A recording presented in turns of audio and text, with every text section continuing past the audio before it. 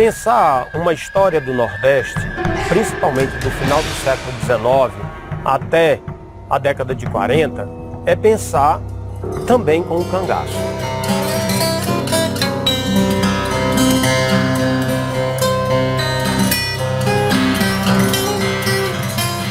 O cangaço, enquanto um fenômeno social, ele é marcado em sua origem pela própria relação que essas pessoas mantêm com os proprietários, com os coronéis.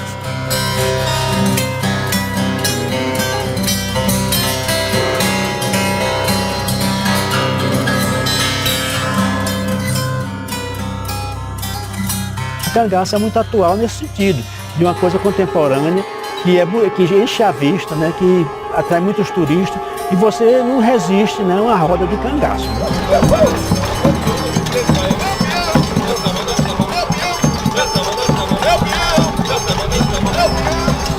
O que interessa para o historiador quando ele vai estudar sobre o cangaço? Ele vai procurar os indícios das marcas desse cangaço. Ele procura nas memórias das famílias, daquelas famílias que foram perseguidas pelo cangaço, ele procura nas memórias daqueles que foram protegidos pelo cangaço e ele procura principalmente nos relatos da imprensa, que narrou nos diversos jornais que circulavam tanto nas províncias como nos estados, né, olhando para o seu contexto histórico, o que dizia-se sobre o cangaço.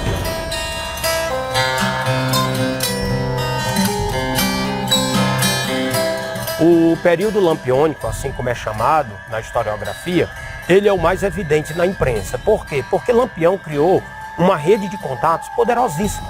Lampião e seus amigos cangaceiros estavam dentro de um fio de relações, de reciprocidade, de confiança, que no dia que esse fio quebrasse, Lampião cairia.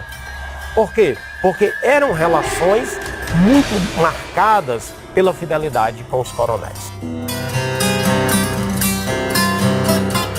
A questão minha de eu ter me aproximado no contexto histórico, vamos chamar, desse nicho histórico nordestino, que é o cangaço, foi justamente isso. Eu menino, ouvi isso de minhas duas avós, né, de minha mãe, que correu em 1927, ainda pequenininha, tinha 9 anos de idade, junto com a mãe e os irmãos, saíram de Mossoró, né, para dentro dos matos, entendeu? Com medo de Lampião. Então são essas coisas, né?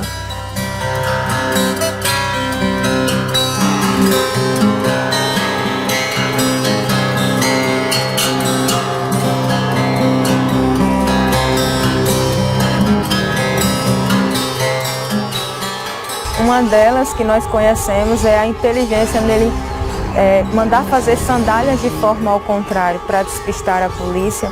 E quando eles passavam e achavam que eles estavam indo, na verdade eles já estavam voltando. E isso deixa eles bem curiosos, os turistas.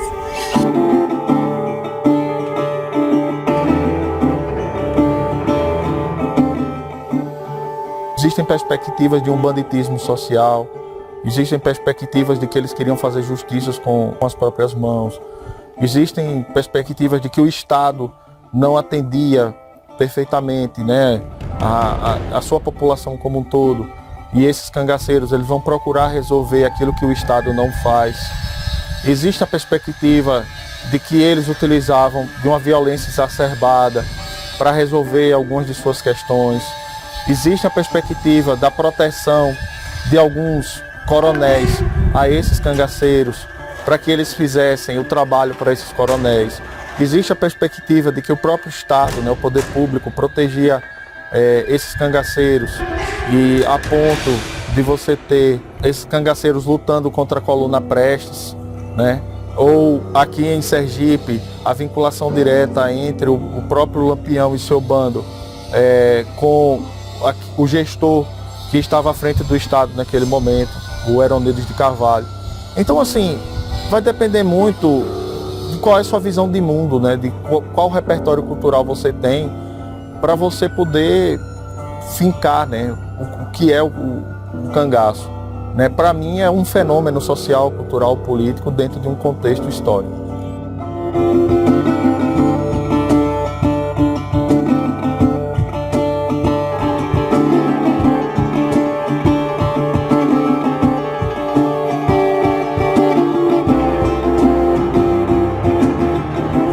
cangaceiros, eles estavam a serviço de alguém, como também estavam a serviço de si próprios, né? Aqueles que os protegiam tinham proteção e aqueles que estavam do lado das volantes ou do lado de políticos ou de coronéis que eram seus inimigos estavam à mercê de sua força, né?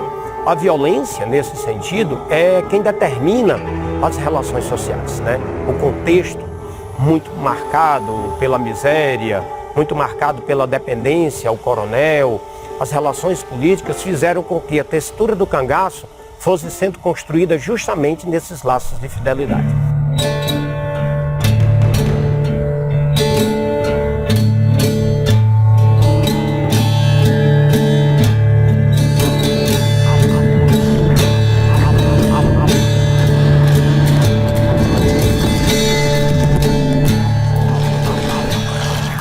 O que me provocou mais a curiosidade, né, era de saber o histórico. Por que existiu esse camarada? Por que ele se rebelou dessa forma? O que foi que houve para ele se tornar um bandido? E não é um bandido social, ele nunca foi bandido social, ele não tinha bandeira, né? Então foi justamente isso, as injustiças que foram feitas, assim como devem ter tido mais lampiões no Nordeste por conta daquela mão de ferro dos coronéis, a revolta popular, né?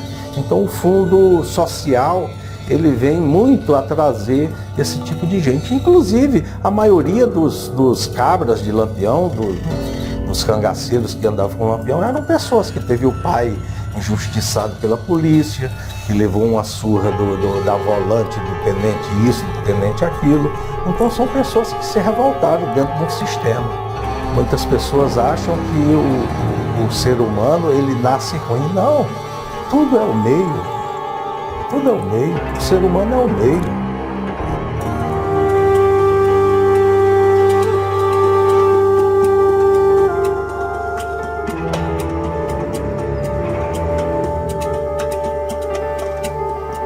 Lampião tinha as táticas, né, de briga, de gritar, né, como os índios também gostam de dançar o toré, e fazer muita zoada, né, fazer gestos. Os cangaceiros também eram assim, era com o fuzil na mão e gritando, cantando Mulher Rendeira, aquela coisa toda. Então tem muito a ver.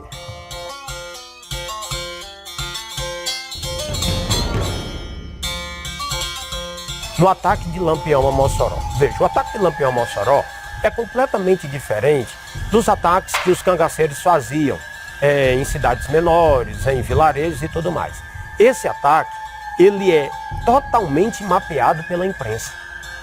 Por exemplo, os jornais que circulavam, né, mapearam. Aqui nós tínhamos o Jornal Mossoroense, o Correio do Povo, o Nordeste. Então esses jornais, eles foram dizendo os passos que Lampião estava tendo no Rio Grande do Norte, os ataques que ele estava fazendo.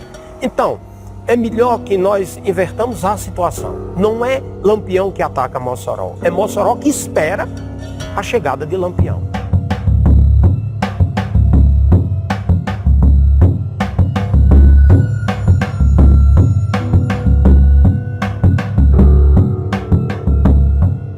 Quando você olha toda essa estrutura, né, organizacional para esse ataque e quando você olha a própria hierarquia urbana que a cidade de Mossoró tinha em relação ao oeste, você diz, bom, é uma audácia muito grande de um bando que teoricamente ataca cidades pequenas, atacar uma cidade do porte de Mossoró.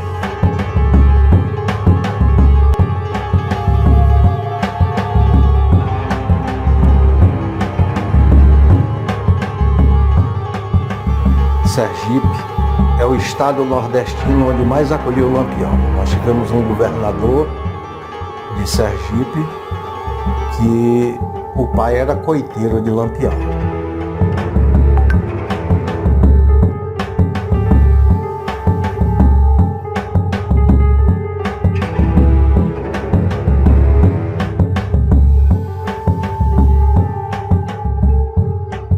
O fogo no Maranduba se deu com a passagem de Lampião por aqui. Estava acontecendo uma perseguição das volantes de Manuel Neto, né, dos nazarenos, e das volantes de Liberato de Carvalho, que era a volante da Bahia.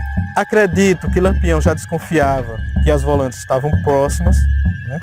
E a volante com mais gente, né? Com mais pessoas, com mais soldados.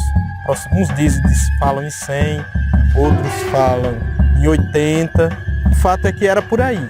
Exatamente ocorreu por aqui, né? Nas proximidades desses umbuzeiros, nesse serrotinho aqui das Pedras Brancas, como o pessoal chama. E foi entrando aqui em Caatinga dentro. O resultado, morreram 2 cangaceiros aqui e um chamado Quina Quina morreu dias depois.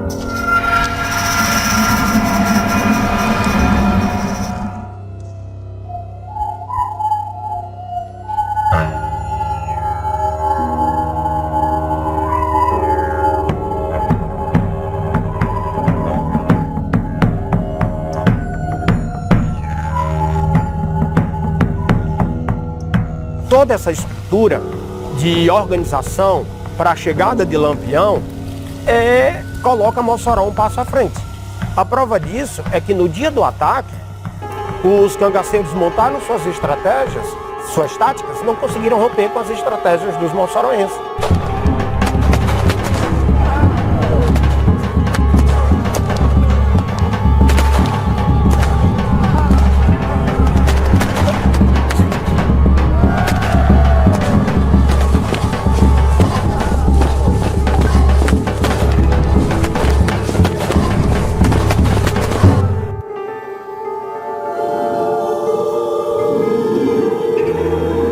E Lampião sai desse ataque frustrado.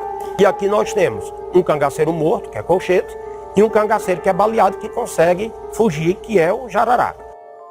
O que você tem entre cangaceiros e moçoroenses, nas narrativas jornalísticas, é um conflito entre a civilização Mossoró, pacata, ordeira, voltada ao progresso, moderna, e cangaceiros, vistos como selvagens, êmbolos da desordem, criminosos, frios, né? Então todo esse cenário nos mostra que dentro das narrativas jornalísticas o ataque entre civilização e barbárie.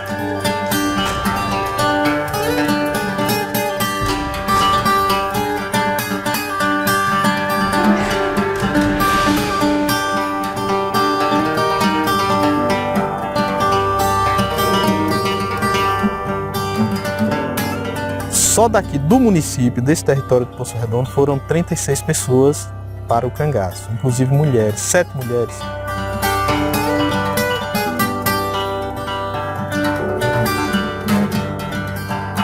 Então os cangaceiros, eles passam a ser vistos de caso de polícia já a objeto da cultura.